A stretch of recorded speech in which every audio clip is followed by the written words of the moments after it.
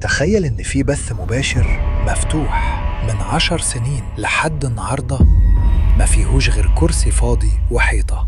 اشترك في القناة واضغط لايك وصل على النبي علشان القصة الجاية يمكن تكون عنك. ويلا نبدأ الحكاية. في ناس بتتكلم عن لايف غامض، بيقولوا إنه شغال من أكتر من 10 سنين، ولا في شخص بيظهر ولا صوت ولا حركة غير الكرسي ده واقف قدام حيطة فاضية. الغريب بقى أي حد يدخل اللايف ويكتب اسمه في التعليقات، بعد ثواني الاسم بيظهر على الحيطة بخط مرعب كأن حد كاتبه بإيده.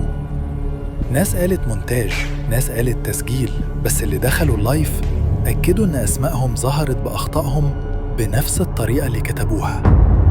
الأغرب في أسماء بتظهر لناس ما كتبتش حاجة أصلاً، وأسماء ناس ماتت من سنين.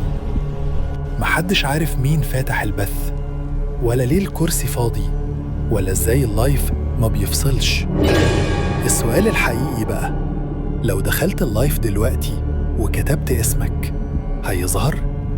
لو عاوزين اسم البث اكتبولي في التعليقات.